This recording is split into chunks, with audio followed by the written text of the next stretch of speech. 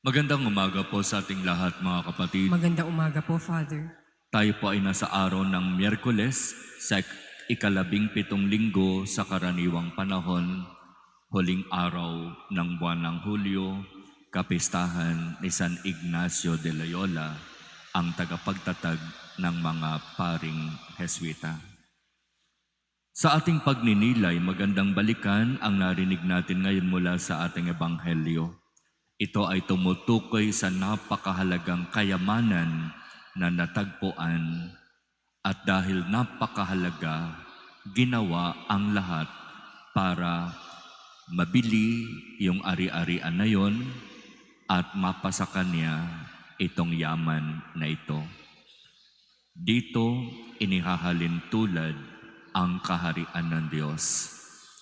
At dito rin natin pwedeng ihalin tulad ang pagkatagpo at pagkakilala kay Jesus. Si Jesus ang ating tanging yaman. Sana dumating na tayo sa buhay natin kung saan sinasabi natin, wala nang mahalaga pa sa buhay ko ngayon kung hindi si Jesus. Ang siya'y sundan, ang siya'y paglingkuran, ang pinakamahalagang yaman para sa akin. Kaya nga, kapag talagang natagpuan natin si Jesus sa ating buhay bilang ating tanging yaman, magagawa natin na iwan at talikuran ang lahat para kay Jesus. Siguro sasabihin ng iba, imposible, mahirap yan, hindi ko kaya yan. Sa totoo, kaya ng mga taong tunay at tapat sa kanyang salita tungkol sa pagsunod at paglilingkod sa Diyos.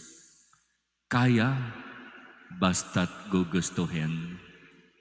Kaya basta't pagdedesisyonan.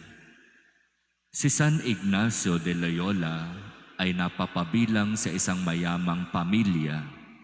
May sinasabi sa lipunan, may sinasabi sa buhay. Marangal na pamilya ang kanyang pinanggalingan. At dahil sa kanilang panahon, kapag ikaw ay mayaman, kapag ikaw ay may sinasabi sa buhay, ikaw ay mag-aaral para maging isang sundalo. At ganoon ang nangyari kay San Ignacio de Loyola. Dahil mayaman ang pamilya, pinag-aral para maging sundalo. At nung maging ganap na sundalo, malinaw kay Ignacio ang kanyang misyon. Ipagpatuloy ang nasimulan ng kanilang pamilya. Pangalagaan at pagyamanin ang kung ano ang mayroon ang pamilya. Kumbaga, para kay Ignacio, ang mahalaga ay ang material at makamundong buhay. Kaya napakagaganda ng kasuotan nitong si Ignacio. Napakalaki ng kanilang tahanan, halos tinatawag na palasyo. At dahil sa sundalo, siya ay sumama sa pakikipaglaban. At doon sa pakikipaglaban, natamaan ng kanyon ang kanyang paa. Naging dahilan para hindi siya halos makalakad at manatili lamang sa isang lugar. At doon sa kanyang pananatili sa isang lugar, wala siyang ibang choice kung hindi magbasa ng mga aklat. Nagkataon ang aklat na naibigay sa kanya ay tungkol sa buhay ng mga santo at tungkol sa pananampalataya. At doon nagsimula ang kanyang unti-unting pagbabago at pagpapahalaga sa buhay. Kaya nung siya'y gumaling, sinasabi, inialay niya ang kanyang espada sa Diyos. Simbolo ng pagtalikod sa kanyang material at makamundong buhay. At sinimulan ang buhay laan para sa Diyos at patungo sa Diyos. Tinalikuran niya maging ang kanyang yaman, ang kanyang pamilya, ang lahat para lamang bigyang importansya ang kayamanang kanyang natagpuan, si Jesus na Panginoon at Diyos.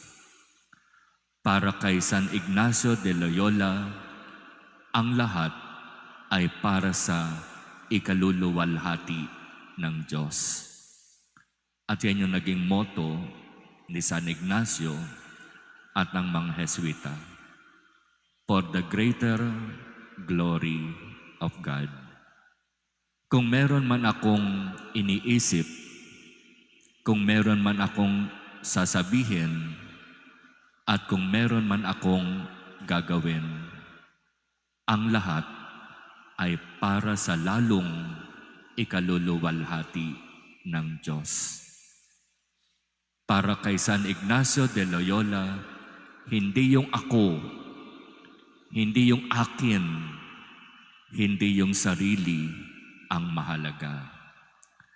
May mga mabubuti at magaganda akong ginagawa, pero hindi ko yun ginagawa para ako'y makilala, papurihan at pasalamatan.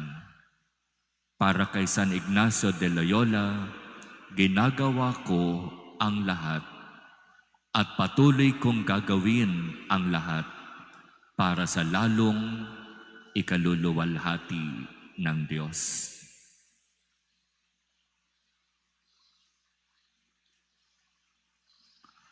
Amen.